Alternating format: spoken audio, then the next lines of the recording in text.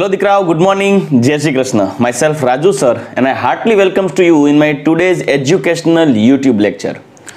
દીકરા અત્યારે આપણે કરન્ટલી રેડોક્સ ચેપ્ટરનો અભ્યાસ કરી રહ્યા છીએ, જેની અંદર આપણે ઓક્સિજન અને હાઇડ્રોજન વિનિમયને આધારે રેડોક્સ પ્રક્રિયા, ઇલેક્ટ્રોન વિનિમયને આધારે રેડોક્સ પ્રક્રિયા, કોમ્પિટિટિવ ઇલેક્ટ્રોન ટ્રાન્સફર મેથડને આધારે રેડોક્સ પ્રક્રિયા જોઈ ગયા છીએ. અને હાલની તકમાં આપણે કરન્ટલી અભ્યાસ કરી રહ્યા છીએ કોઈ પણ તત્વના ઓક્સિડેશન આંકની ગણતરી કઈ રીતે કરવી તેના માટેના નિયમો, જેમાં 4 નિયમો આપણે જોઈ ગયા છીએ. ફટાફટ રિવાઇઝ કરી દઉં. રૂલ નંબર 1 છે તટસ્થ એક પરમાણવીય કે બહુપરમાણવીય તત્વનો ઓક્સિડેશન આંક હંમેશા 0 હોય. બીજો રૂલ છે એક પરમાણવીય આયનોનો ઓક્સિડેશન આંક તેના ઉપર રહેલા વીજભાર જેટલો હોય.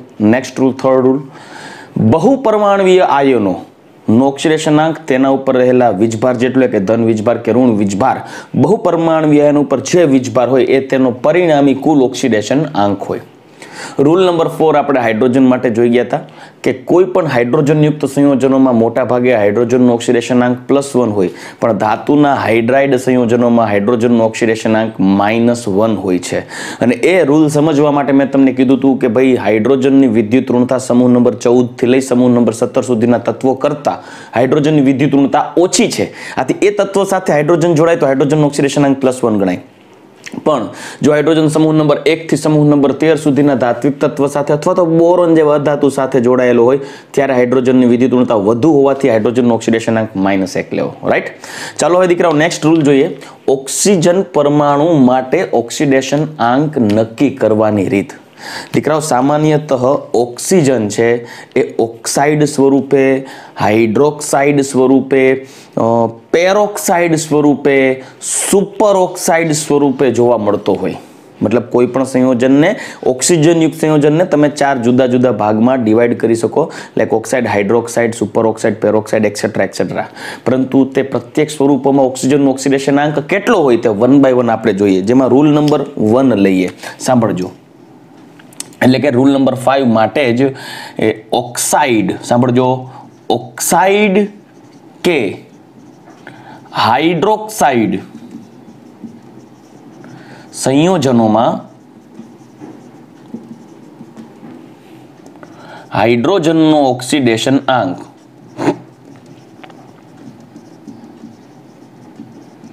-2 હોય છે. મતલબ not hydrogen but oxygen. Oxide કે હાઇડ્રોક્સાઇડ સંયોજનોમાં ઓક્સિજનનો ઓક્સિડેશન આંક હંમેશા -2 હોય. મતલબ આપણી પાસે એ ઓક્સિજન સંયોજનમાં ઓક્સાઇડ કે હાઇડ્રોક્સાઇડ સ્વરૂપે હોવો જોઈએ. એક્ઝામ્પલ લઈએ દીકરાઓ. લાઈક મારી પાસે H2O છે, તો H2O જે આ ઓક્સિજન છે એનો ઓક્સિડેશન આંક -2 છે, કેમ કે હાઇડ્રોજનનો ઓક્સાઇડ છે. એઝ ઇટ ઇઝ, દાખલા તરીકે મારી પાસે NaOH છે, તો એમાં જે ઓક્સિજન છે એનો ઓક્સિડેશન આંક -2 હોય, કેમ કે હાઇડ્રોક્સાઇડ છે.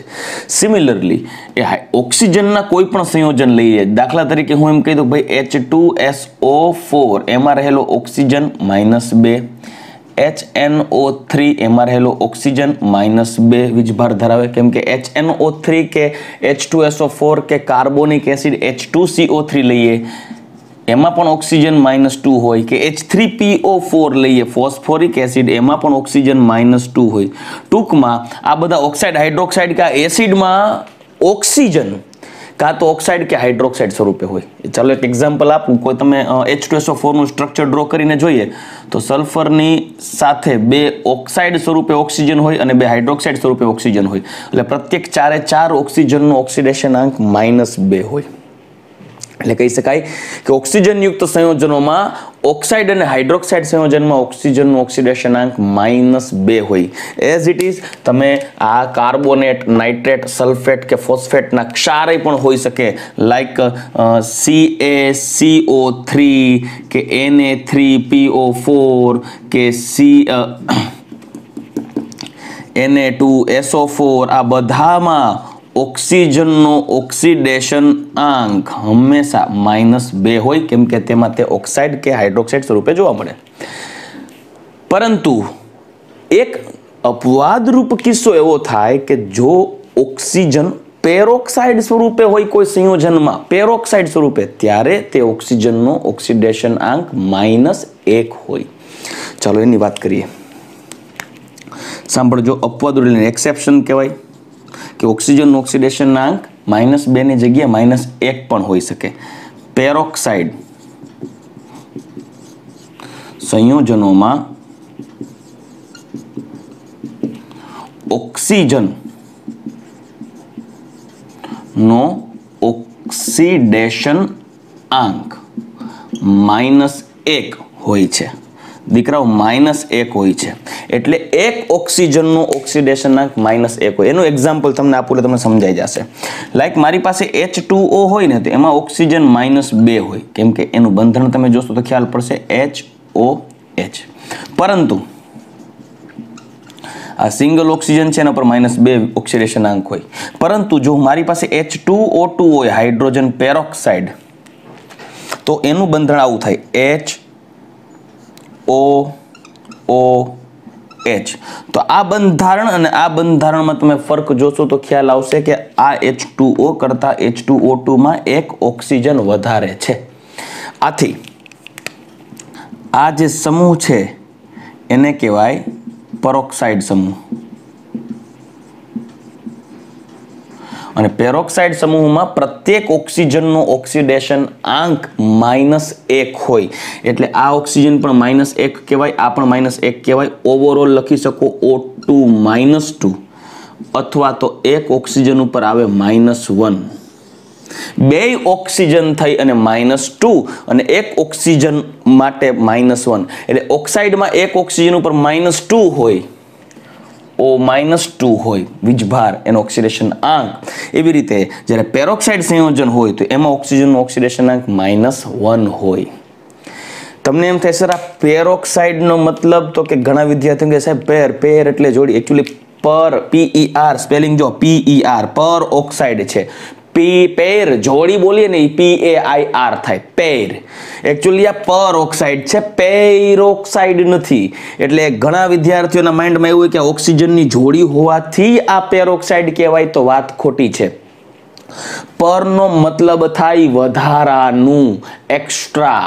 ઓક્સાઇડમાં વધારાનો ઓક્સિજન ઘૂસી જાય તો બની જાય પર ઓક્સાઇડ, વધારાનો ઓક્સાઇડ, રાઈટ.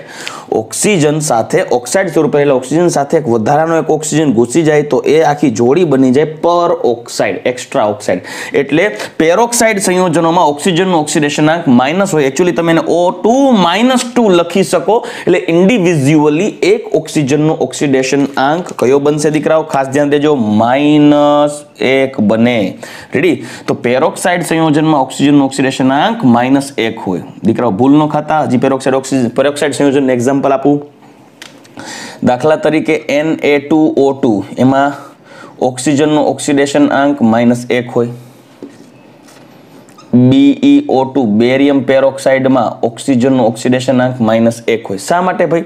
કેમ કે આ બેરેલિયમ છે ને, બેરેલિયમ, એમાં Be+2 હોય, સમૂહ નંબર 2 નો તત્વ છે. આ 2+2 હોય તો આ બે O2 થઈ અને -2 થાય, તો એક ઓક્સિજન શું બને? -1, પેરોક્સાઇડ કહેવાય. એઝ ઇટ ઇઝ, જો મારી પાસે HO2- હોય, HO2- આયન, એને કહેવાય હાઇડ્રોપેરોક્સાઇડ આયન, તો એમાં રહેલા ઓક્સિજનનો ઓક્સિડેશન આંક -1 થાય. દીકરાઓ, પેરોક્સાઇડ સંયોજનોમાં સોડિયમના પેરોક્સાઇડ, બેરિલિયમના પેરોક્સાઇડ, મેગ્નેશિયમના પેરોક્સાઇડ જોવા મળે, પણ જેટલા ઓક્સાઇડ મળે એના કરતાં પેરોક્સાઇડ સંયોજનો થોડાક ઓછા હોય. પણ ભૂલ ન પડવી જોઈએ.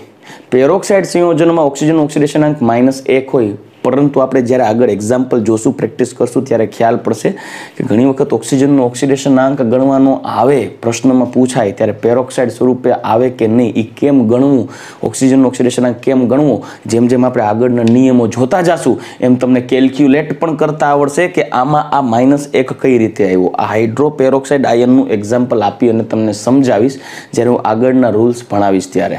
રેડી? પણ એક વસ્તુ માઇન્ડમાં સેટ કરીને રાખજો કે પેરોક્સાઇડ સંયોજનમાં ઓક્સિજનનો ઓક્સિડેશન આંક -1 હોય. આ પેરોક્સાઇડ સમૂહ થયો. એ પેરોક્સાઇડ સમૂહને તમે આમ પણ ડ્રો કરી શકો છો. જો પેરોક્સાઇડનો મતલબ થાય O, આ સમૂહ થયો પેરોક્સાઇડ. પેરોક્સાઇડનો મતલબ એક્સ્ટ્રા એક ઓક્સિજન આવી ગયો ઓક્સાઇડ સાથે. ચાલો હજી એક અપવાદરૂપ કેસ છે. સુપર ઓક્સાઇડ સંયોજનો હોય, સુપર ઓક્સાઇડ સંયોજનો, દાખલા તરીકે મારી પાસે છે KO2 પોટેશિયમ, RbO2, CSO2, જેમાં સાંભળજો, જેમાં K પ્લસ હોય અને આખો O2 માઇનસ હોય, કેમ કે K પ્રથમ સમૂહનો તત્વ છે, એના ઓક્સિડેશનાંકની રેન્જ +1 થી -7 થાય.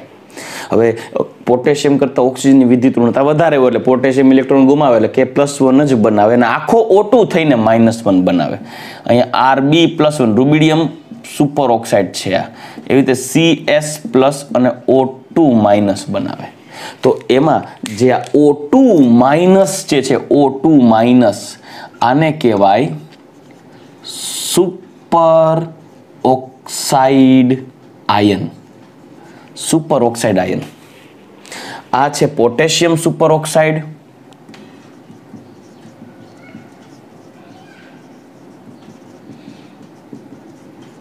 Rubidium super oxide, caesium super oxide. પરંતુ દીકરાઓ મોજની વાત તમને એ રહેશે કે સુપર ઓક્સાઇડ સંયોજનો માત્ર આ 3 જ શક્ય છે. બીજા તમને વ્યવહારમાં ક્યાંય સુપર ઓક્સાઇડ સંયોજનો જોવા મળવાના નથી, કેમ કે અન્ય સુપર ઓક્સાઇડ સંયોજનો સ્થાયી જ નથી. તમને એમ થાય સાહેબ લિથિયમના સુપર ઓક્સાઇડ બનાવો, LiO2, NaO2, sodium super oxide બનાવો, પણ પ્રેક્ટિકલી નહીં બને. શા માટે? કારણ કે આ બે O2 ભેગા થાય ને ત્યારે પરિણામે આખા O2 નું પરિણામી કદ ને એટ્રેક્ટ કરવા માટે સામે જોડાતા ધનભારનું કદ પણ કંઈક મોટું હોવું જોઈએ. દાખલા તરીકે મારી પાસે આ બે મોટા કદના આયનો છે, તો એની સાથે એટ્રેક્ટ કરવા માટે એક નાનકડો આયન હોય તો પ્રેક્ટિકલી પોસિબલ નથી, પરંતુ જો એને એટ્રેક્ટ કરવા માટે મારી પાસે એક મોટા કદનો આયન હોય તો સરળતાથી એને એટ્રેક્ટ કરી શકાય.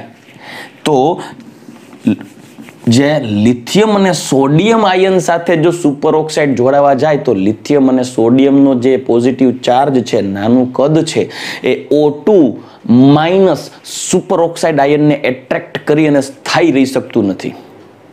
આથી માત્ર સમૂહ નંબર 1 ના તત્વો જ સુપર ઓક્સાઇડ બનાવે છે અને એ પૈકી પણ માત્ર આ 3 potassium super oxide, rubidium super oxide અને caesium super oxide.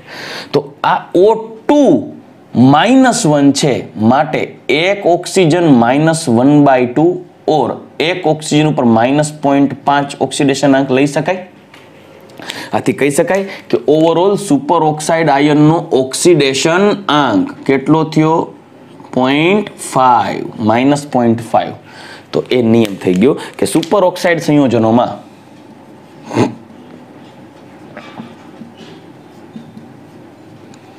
Super oxide સંયોજનોમાં ઓક્સિજનનો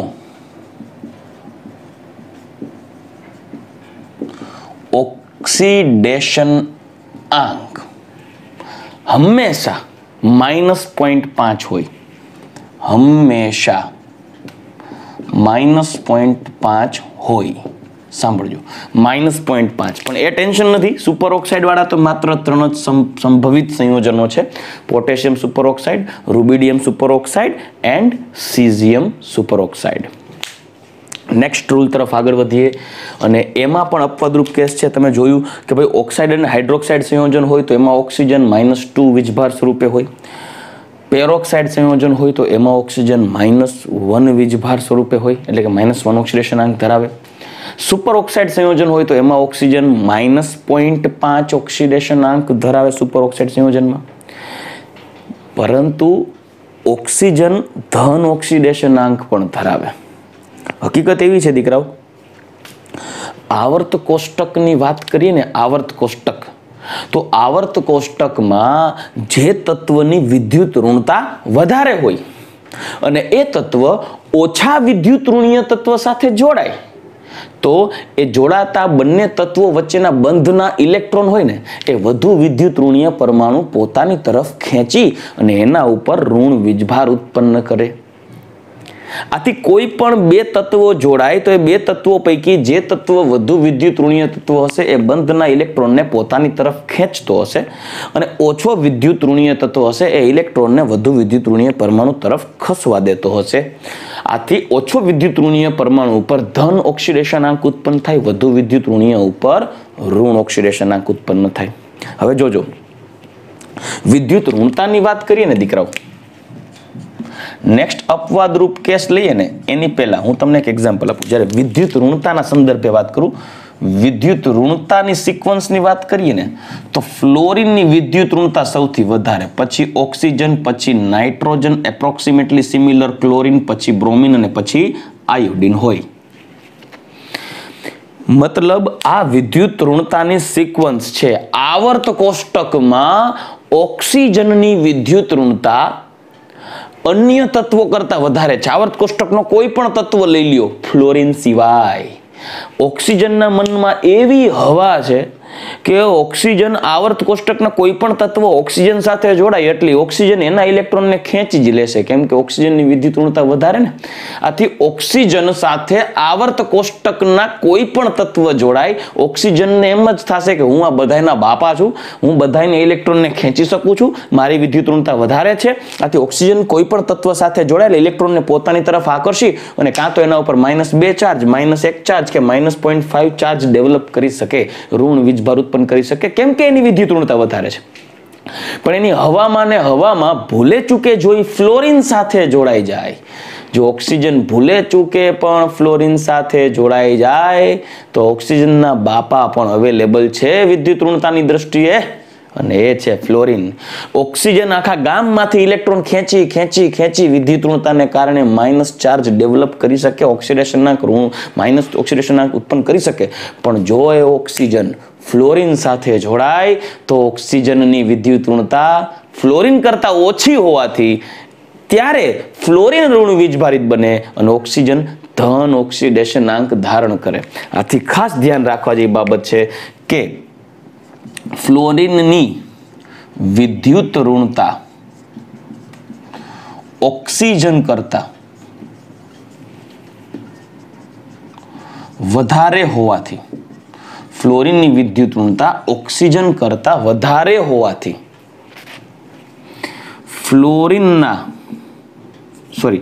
ઓક્સિજનના ફ્લોરાઇડ જેને કહી શકાય, ઓક્સિજનના ફ્લોરાઇડ સંયોજનોમાં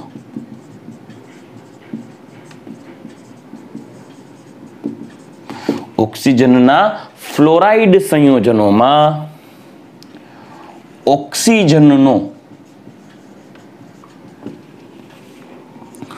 ઓક્સિડેશન આંક, ઓક્સિજનનો ઓક્સિડેશન આંક ધન આવી શકે. સાંભળજો, ઓક્સિજનનો ઓક્સિડેશન આંક ધન આવી શકે, પોઝિટિવ આવી શકે. ક્યારે? જ્યારે ઓક્સિજન ફ્લોરિન સાથે જોડાય ત્યારે ફ્લોરિનની વિદ્યુત ઋણતા ઓક્સિજન કરતા વધારે, આ ધ્યાન રાખજો, વધારે હોવાથી ઓક્સિજનના ફ્લોરાઇડ સંયોજનમાં ઓક્સિજનનો ઓક્સિડેશનાંક ધન આવી શકે. આ ઓક્સિજનના ફ્લોરાઇડ સંયોજનો માત્ર 2 જ શક્ય છે, એક OF2 અને બીજો O2F2.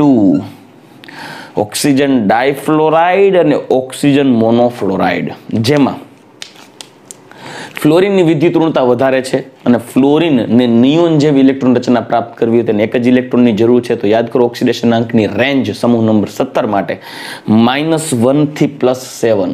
રેડી? પણ એમાં ઓક્સિજન તો -1 જ બનાવશે, કેમ કે ઓક્સિજન તો આખા ગામના ફ્લોરિન તો -1 જ બનાવશે, કેમ કે ફ્લોરિનની વિદ્યુત ઋણતા તો આવર્ત કોષ્ટકના દરેક તત્વો કરતા વધારે છે. આથી ફ્લોરિનનો ઓક્સિડેશન આંક -1 બને. સાંભળજો, ફ્લોરિનનો ઓક્સિડેશન આંક -1 બને. તો આવા કેટલા ફ્લોરિન છે? 2. તો પરિણામી વીજભાર તો 0 છે, બરાબર? આખાનો વીજભાર 0. આવા 2 ભેગા થઈને -2 બને તો એક ઓક્સિજન +2 આવી શકે કે નહીં? કેમ કે 2 ફ્લોરિન થઈને -2, 1 નો -1 તો 2 ફ્લોરિન થઈને -2, 2 ફ્લોરાઇડ આયન ઉત્પન્ન થાય એટલે -2, તો 1 ઓક્સિજનનો +2 ઓક્સિડેશન અંક આવે. અહીંયા 1 ફ્લોરિન -1 તો આવા 2 ફ્લોરિન છે, સમજાવું. O2 છે, F2 છે, આખાઈનો વીજભાર કેટલો છે? 0, તો પરિણામી વીજભાર કરી દો 0. હવે એમાં ઓક્સિજનનો ઓક્સિડેશન અંક કેટલા? તો કે ભાઈ 2 ઓક્સિજન છે મારી પાસે અને 2 ફ્લોરિન છે. બધાયના વીજભારનો એટલે ઓક્સિડેશન અંકનો સરવાળો કરો તો પરિણામી સરવાળો 0 આવે છે અહીંયા, બરાબર. હવે ઓક્સિજનનો ઓક્સિડેશન અંક ખબર નથી, પણ ફ્લોરિનનો ઓક્સિડેશન અંક તો -1 જ હશે, કેમ કે આવર્ત કોષ્ટકમાં સૌથી વધુ વિદ્યુત ઋણીય તત્વ ફ્લોરિન છે. આથી -2 થશે, સામેની બાજુ નાખી દઈએ તો +2 થઈ જાય. તો ઓક્સિજનનો ઓક્સિડેશન અંકને સૂત્રનો કરતા બનાવશું તો 1 ઓક્સિજનનો ઓક્સિડેશન અંક આવશે +1. તો અહીંયા ઓક્સિજનનો ઓક્સિડેશન અંક આવે +1. મતલબ દીકરાઓ, ઓક્સિજનની પણ હવા કાઢવા વાળો છે ફ્લોરિન. ઓક્સિજનની વિદ્યુત ઋણતા આવર્ત કોષ્ટકના અન્ય તત્વો કરતા વધારે હોવાથી ઓક્સિજન આવર્ત કોષ્ટકના અન્ય તત્વો સાથે જોડાય ત્યારે એ ઓક્સાઇડ હોય કે હાઇડ્રોક્સાઇડ હોય તો -2 ઓક્સિડેશન અંક ધારણ કરે, પેરોક્સાઇડ હોય તો -1 ઓક્સિડેશન અંક, કે સુપર ઓક્સાઇડ હોય તો -0.5 અથવા તો -1/2 ઓક્સિડેશન અંક ધારણ કરી શકે, સુપર ઓક્સાઇડ હોય તો. પણ જો એ ઓક્સિજન ફ્લોરિન સાથે જોડાયેલો એટલે ઓક્સિજન પણ ડબ્બામાં પૂરાઈ જશે, ઓક્સિજનના ઇલેક્ટ્રોન ખેંચી જશે ફ્લોરિન, કેમ કે ફ્લોરિનની વિદ્યુત ઋણતા ઓક્સિજન કરતા વધારે છે. ત્યારે એ ઓક્સિજનના ફ્લોરાઇડ સંયોજનોમાં ઓક્સિજનનો ઓક્સિડેશન અંક પણ ધન આવી શકે, જેમાં OF2 માં ઓક્સિજનનો ઓક્સિડેશન અંક +2 અને O2F2 માં ઓક્સિજનનો ઓક્સિડેશન અંક +1 છે. ચાલો રેડી. હવે હેલોજન યુક્ત સંયોજનોના ઓક્સિડેશન અંક નક્કી કરવા માટેના નિયમો જોતા પહેલા આપણે હજી ઇમ્પોર્ટન્ટ નિયમો તરફ આગળ વધીએ. રૂલ નંબર 5 જોઈ ગયા છે, રૂલ નંબર 6 તરફ આગળ વધીએ. દીકરાઓ, રૂલ નંબર 6 સૌથી સિમ્પલ રૂલ છે. સમૂહ નંબર 1 ના તત્વોને કહેવાય આલ્કલી ધાતુ તત્વો, અને એના ઓક્સિડેશન અંકની રેન્જ જોઈએ તો એને નજીકના નિષ્ક્રિય વાયુ જેવું થવું હોય તો એને કાં તો 1 ઇલેક્ટ્રોન ગુમાવી +1 ઓક્સિડેશન અંક ધારણ કરવો પડે, એટલે +1 વીજભારિત થવું પડે. અને જો નિષ્ક્રિય વાયુ નજીકનો બીજો એટલે કે લાઈક લિથિયમ ને નિયોન જેવું થવું હોય તો એને 7 ઇલેક્ટ્રોન મેળવવા પડે. એટલે સમૂહ નંબર 1 આલ્કલી ધાતુ તત્વોની વાત કરીએ ને દીકરાઓ, તો આલ્કલી ધાતુ તત્વો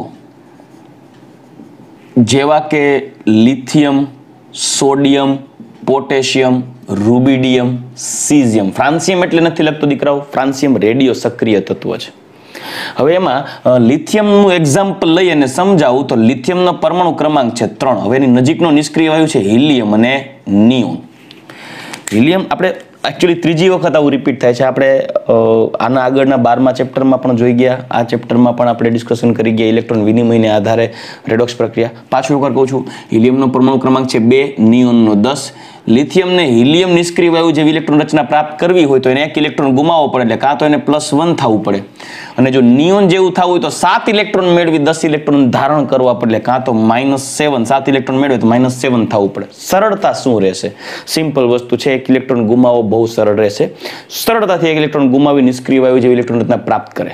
તો આવું લિથિયમ માટે નહીં, આવું સોડિયમ, પોટેશિયમ, રૂબિડિયમ, સીઝિયમ બધાની ઇલેક્ટ્રોન રચનામાં આવું સંભવિત છે. લાઈક સોડિયમનો પરમાણુ ક્રમાંક છે 11, પોટેશિયમનો પરમાણુ ક્રમાંક છે 19. આ બે એક્ઝામ્પલ આપું તો આ નિયોન છે. હવે અહીંયા સોડિયમ હોય ને તો સોડિયમમાં 11 ઇલેક્ટ્રોન છે અને આર્ગોનમાં 18 ઇલેક્ટ્રોન છે. તો સોડિયમને નિયોન જેવું થવું સહેલું પડે, 1 ઇલેક્ટ્રોન ગુમાવવું, નહીં કે 7 ઇલેક્ટ્રોન મેળવી આર્ગોન જેવું. એટલે સોડિયમ પણ શું કરે, +1 થાય ને કાં -7 થાય, પણ સરળતા +1 ની જ રહેશે.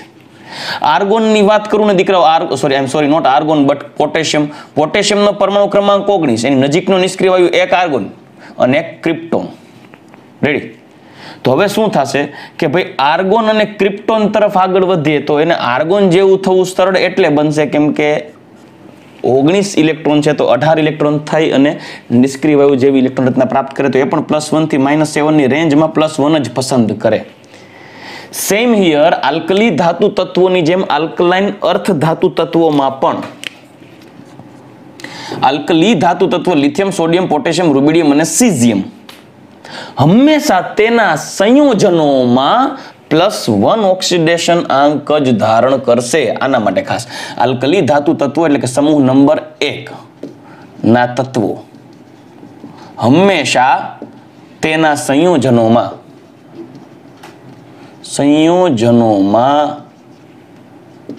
+1 ઓક્સિડેશન આંક ધરાવે છે. હવે તમને કોઈ પ્રશ્ન પૂછે કે ભાઈ સોડિયમનો ઓક્સિડેશન આંક કેટલો, ખાલી આવું લખ્યું છે સોડિયમનો ઓક્સિડેશન આંક કેટલો, તો ત્યારે તમે +1 લખશો તો આન્સર ખોટો આવશે બેટા, કેમ કે સોડિયમ તો ન્યુટ્રલ છે, તત્વ છે, એલિમેન્ટ છે. રૂલ નંબર 1 આનો જ કે એક પરમાણુય કે બહુપરમાણુય તત્વ, તટસ્થ તત્વનો ઓક્સિડેશન આંક 0 હોય. તમને એમ થાય સર તો આ રૂલ ખોટો ન પડે. અરે ખોટો નથી, ચોખવટ કરી. સંયોજનોમાં તેના કમ્પાઉન્ડ્સમાં તત્વનો ઓક્સિડેશન આંક હંમેશા +1 હોય. લાઈક તમે જુઓ NaCl, K2SO4 કે પછી K3PO4 કે પછી NaOH કે પછી LiCl કે પછી NaBr, કોઈ પણ તમે સંયોજન ઉપાડી લ્યો, એ બધા સંયોજનોમાં આલ્કલી ધાતુ હંમેશા +1 જ હોય, એમાં પછી વિચારવાનું જ નહીં. રેડી? આલ્કલી ધાતુ તત્વનો ઓક્સિડેશન આંક હંમેશા +1 હોય તેમના સંયોજનોમાં. સેમ એ જ રીતે આલ્કલાઇન અર્થ ધાતુ તત્વનો ઓક્સિડેશન આંક, અર્થ ધાતુ તત્વો એટલે કે સમૂહ નંબર 2 નો ઓક્સિડેશન આંક તેના સંયોજનોમાં હંમેશા +2 +2 જ હોય છે. એટલે ન્યુટ્રલ નહીં હો, લાઈક ખાલી કેલ્શિયમનો ઓક્સિડેશન આંક 0, ખાલી મેગ્નેશિયમનો ઓક્સિડેશન આંક 0, ખાલી બેરેલિયમનો ઓક્સિડેશન આંક 0. પણ આલ્કલાઇન અર્થ ધાતુ તત્વ એટલે કયા થાય? Beryllium, magnesium, calcium, strontium, barium. Radium નથી લેતો કેમ કે રેડિયમ રેડિયો એક્ટિવ છે, એટલે એને આ બધા ગુણધર્મોથી પર રાખવામાં આવે. રેડિયો એક્ટિવના ગુણધર્મો અલગ ભણવાના હોય, અલગ ચેપ્ટરની અંદર. આપણે રેડિયો એક્ટિવિટી સાથે આ બધા ગુણધર્મો મેચ નથી થતા. એટલે તો આ બધા જ તત્વો તેના સંયોજનોમાં હંમેશા +2 ઓક્સિડેશન આંક ધરાવે. તત્વ સ્વરૂપે ન્યુટ્રલ પડ્યા હોય તો 0.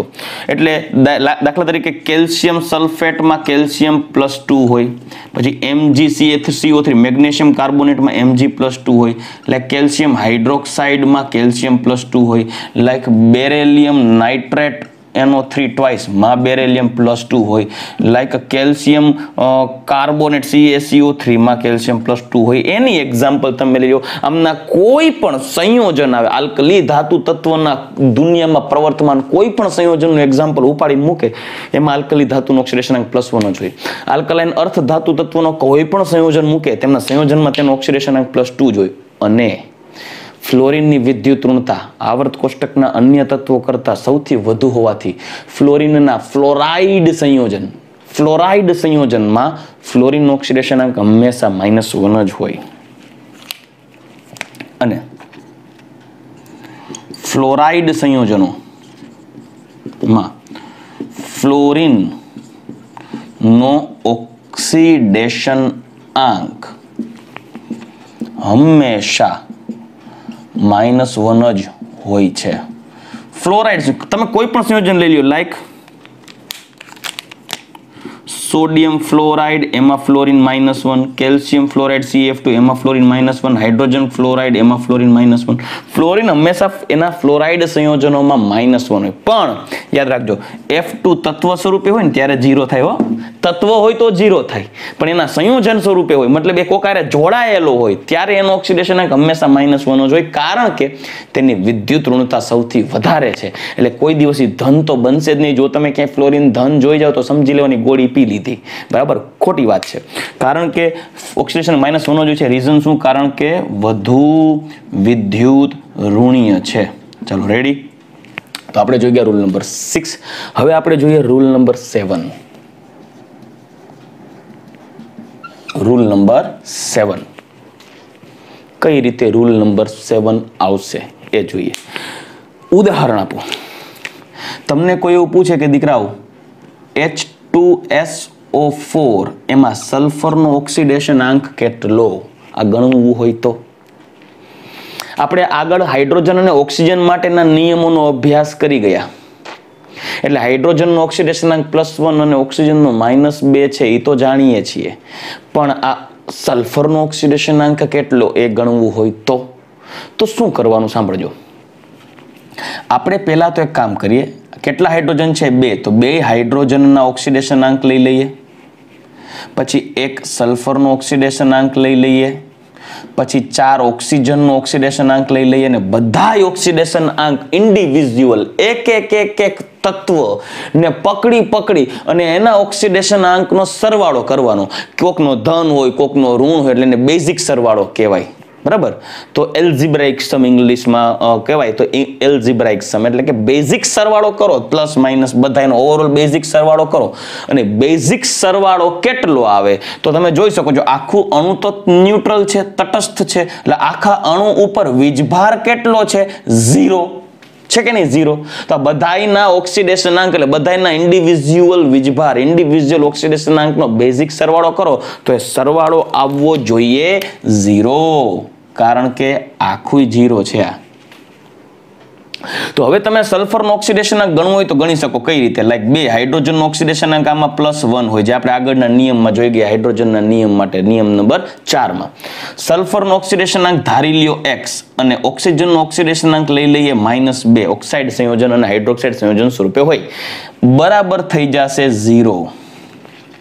તો આ +2 આ ને 4 × 2 = 8, તો +2 ને -8 એટલે થઈ જશે -6. તો x વત્તા -6 બરાબર 0. -6 ને સામેની બાજુ નાખી દઈએ તો થઈ જશે +6. તો x = +6. તો આ સલ્ફરનો ઓક્સિડેશનાંકને x ધારી લીધો તો x નો ઓક્સિડેશનાંક આવી ગયો +6. રેડી? તો સલ્ફરનો ઓક્સિડેશનાંક શું થઈ ગયો? +6. મળી ગયું? તો આ ખાલી સલ્ફર નહીં, આવા તમે કોઈ પણ એક્ઝામ્પલ લઈ શકો, કોઈ પણ સંયોજનનો ઓક્સિડેશનાંક ગણી શકો. આ તમે ખાલી સલ્ફરનું જ એક એક્ઝામ્પલ આપ્યું. તો આને આધારે તમે શું કહી શકો કે કોઈ પણ બહુ પરમાણવીય તટસ્થ સંયોજન હોય, જો આ તટસ્થ છે, એના પર કોઈ વીજભાર નથી, એટલે કે તટસ્થ, સાંભળ્યો, તટસ્થ બહુ પરમાણવીય સંયોજનો ના પ્રત્યેક તત્વોના ઓક્સિડેશન આંક નો બેઝિક સરવાળો 0 થાય. આ નિયમને આધારે તમે કોઈ પણ તત્વનો ઓક્સિડેશનાંક ગણી શકો. સાંભળજો, રૂલ પાછો લખી દઉં છું અહીંયા. તટસ્થ છે, ન્યુટ્રલ છે, કોઈ ચાર્જ નથી એના ઉપર, અને પાછા બહુ પરમાણુ, કેમ કે 4 ને 2 6 ને 7 તો પરમાણુ આમાં છે, તો તટસ્થ બહુ પરમાણવીય સંયોજનો માના પ્રત્યેક તત્વોના ઓક્સિડેશન આંકનો બેઝિક સરવાળો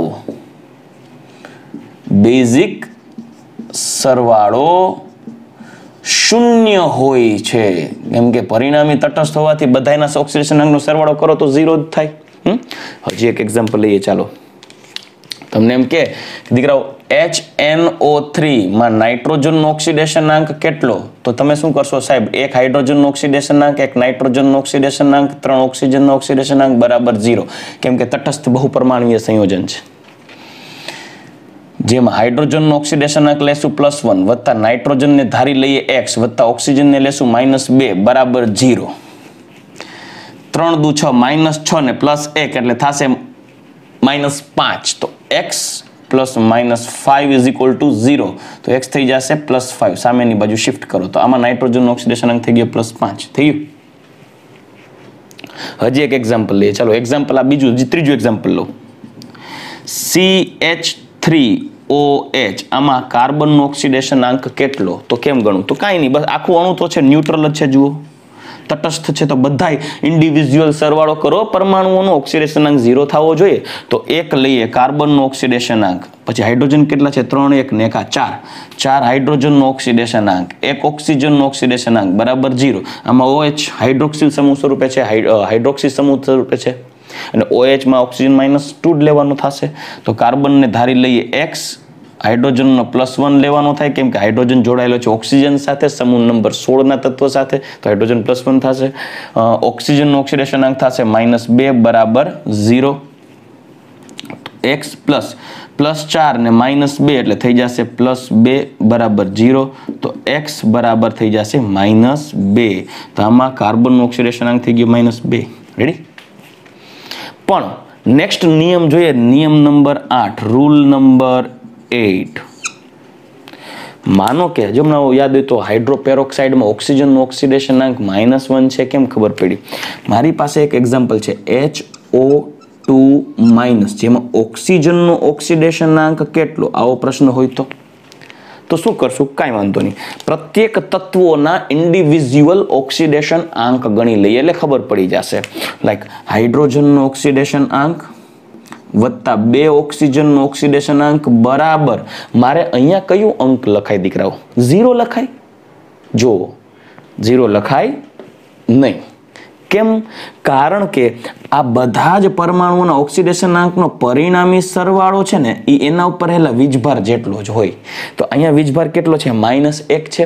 એટલે હાઇડ્રોજનનો ઓક્સિડેશન આંક, 2 ઓક્સિજનનો ઓક્સિડેશન આંક, આ બધાનો સરવાળો થાય ને એટલે એ સરવાળો તટસ્થ હોય તો 0 થાય, પણ તટસ્થ ન હોય અને આયોનિક હોય તો તેના ઉપર જેટલો વીજભાર હોય ને એટલો સરવાળો થાય. તો અહીંયા જે વીજભાર છે ને એ અંક અહીંયા લખવાનો એના બરાબર. તો અહીંયા -1 છે તો લખીએ -1. હાઇડ્રોજનનો +1, ઓક્સિજનનો x લઈએ બરાબર -1, +1 સામે જવા દો, -1 થઈ જશે. તો -1 છે, બીજો અહીંયા આવશે -1 થશે, ઓવરઓલ થઈ જશે -2. તો 2x = -2, તો x = 2 ને છેદમાં લઈ લ્યો તો -2 ના છેદમાં 2 એટલે થઈ જશે -1. તો આ થઈ ગયો -1 થઈ ગયો ને પેરોક્સાઇડ. તો આ કયો છે? પેરોક્સાઇડ છે. HO2- માં ઓક્સિજનનો ઓક્સિડેશનાંક કેટલો? -2, -1, -0.5 +2. તો એમાંથી તમારે કયું ટીક કરવાનું થાય? -1. રેડી? તો આના નિયમને લખી શકાય કે તટસ્થ બહુપરમાણવીય સંયોજન ન કહેવાય. બહુપરમાણવીય છે પણ આયોનિક છે. જો એના ઉપર આયન છે, વીજભાર છે, તો એમ કહી શકાય આયનીય બહુપરમાણવીય સંયોજન. આયનીય બહુપરમાણવીય, કેમ કે એનામાં આયન છે. આયનીય બહુપરમાણવીય સંયોજનમાં રહેલા પ્રત્યેક તત્વોના ઓક્સિડેશન આંકનો બેઝિક સરવાળો તેના ઉપર રહેલા વીજભાર જેટલો થાય. રાઈટ? તો નિયમ થઈ ગયો. આયનીય બહુપરમાણવીય સંયોજનોમાં રહેલ પ્રત્યેક તત્વો ના ઓક્સિડેશન આંકનો બેઝિક સરવાળો તેના પર રહેલા વીજભાર જેટલો થાય છે. ચાલો હજી એક એક્ઝામ્પલ આપું. તમને એમ થાય સર એક કામ કરો ને, આ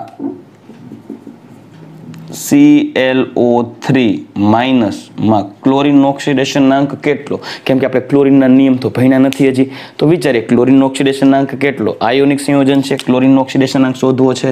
તો એક કામ કરો, ક્લોરીનનો ઓક્સિડેશનાંક 3 ઓક્સિજનનો ઓક્સિડેશનાંક બરાબર -1.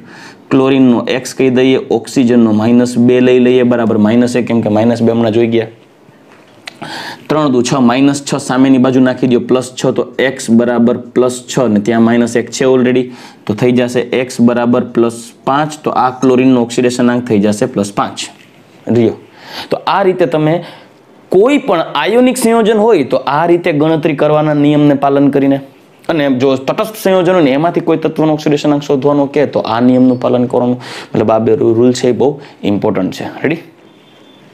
હવે આપણે નેક્સ્ટ રૂલ એટલે કે રૂલ નંબર 9 હેલોજન માટે, રૂલ નંબર 10 છે એ સહસંયોજક સંયોજનો માટે ના નિયમ છે, અને રૂલ નંબર 11 જે કોઈ કાર્બનિક સંયોજનમાં રહેલા જુદા જુદા કાર્બનનો ઓક્સિડેશનાંક કેમ ગણવો એના માટે જે ડેવલપ કરેલો છે. મતલબ મેં મારી રીતે રૂલ બનાવી અને તમને સમજાવીશ, જેથી કરી તમને એવા કોઈ સંયોજન પૂછાય તો તમને સરળતાથી MCQ સોલ્વ કરતા સરળતાથી આવડી શકે. રેડી? તો ચાલો દીકરો 8 રૂલ સુધી આપણે આજે જોઈ ગયા. બાકીના જે નેક્સ્ટ રૂલ છે આપણે નેક્સ્ટ લેક્ચરમાં આગળ વધશું. દીકરો નેક્સ્ટ લેક્ચર સુધી રજા લઈશ. ગુડ બાય, ટેક કેર, જય શ્રી કૃષ્ણ.